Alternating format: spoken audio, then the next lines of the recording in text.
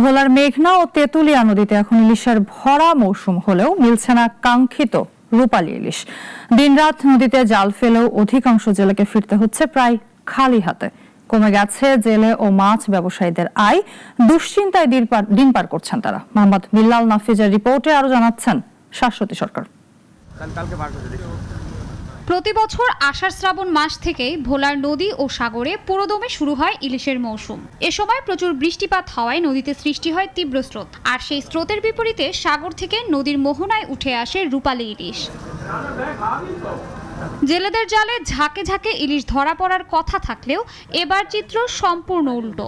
ভোলার মেঘনা ও তেঁতুলিয়া নদীতে এখন মিলছে না কাঙ্ক্ষিত ইলিশ।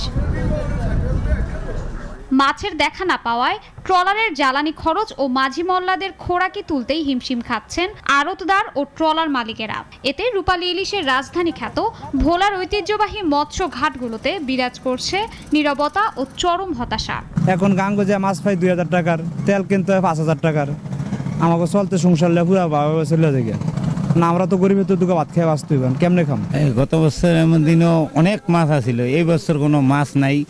মানে আমরা দুঃসমস্যায় আছি। এখন আমাকে ছেলে ফেললে চলতে বিশাল কষ্ট। নদীর যাই এবং মনে করেন আমাকে তেলের পয়সাও হয় না, মনে করেন দেনা ফানও দিতে পারছি না, আরো নিজেরা কষ্টে তুলতেছে। আমাকে তেলের পয়সা হয় না নদীত গেলে। ইলিশের ওপর নির্ভরশীল জেলেদের পাশাপাশি এর প্রভাব পড়েছে মৎস্য আড়তদারদের ওপরও। প্রতিদিন ঘাটে মাছ আসার অপেক্ষায় থাকলেও পর্যাপ্ত ইলিশ না থাকায় জমছে না আড়ত, কমেছে বেচাকেনা ও কমিশন আয়। অনেক আড়তদারকে গুনতে হচ্ছে লোকসান। ইলিশ মাছ নাই, জেলেরাও হতাশ, আমরা ব্যবসায়িকরাও হতাশ। কিভাবে আমরা ধার দেনা দিব, কিভাবে আমরা ব্যাংকের দেনা দিব? ঢাকা থেকে আরদের চাপ আছে, টাকা আনছে, সেখানে মাছ দিতে হইব, ব্যাংকের ঋণ আনছে, ঋণ পরিশোধ করতে হবে। সবকিছু মিলে আমরা খুব খারাপ অবস্থার ভিতরে আমাদের দিনকাল যাইতেছে। গত বছর এই দিনে আমাদের 8 থেকে 10 লাখ মাছ হতো দৈনিক। এবছর 1 থেকে 1.5 লাখের বেশি হয় না। বড় মৌসুমে কোনো ইলিশের ছোঁয়া দেখতেছি না আমরা।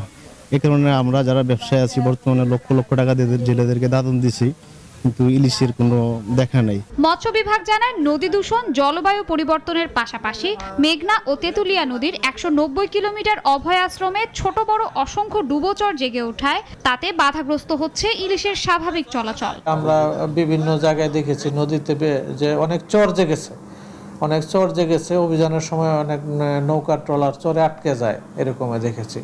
আবার অনেক নদীর গতিপথ পরিবর্তন হয়ে গেছে। এসব কারণেও ইলিশ একটি মাইগ্রেটরি স্পিসিস, এটা একবার সমুদ্রে যায় বা আবার নদীতে আসে, এই ক্ষেত্রে তাদের চলাচলের রুট বাধাগ্রস্ত হইতে পারে। সারা দেশের ইলিশের 34% চাহিদা পূরণ হয় ভোলা থেকে। চলতি মৌসুমে জেলায় 1,85,000 মেট্রিক টন ইলিশ আহরণের লক্ষ্যমাত্রা নির্ধারণ করেছে মৎস্য বিভাগ। শাশ্বতী সরকার, নাগরিক।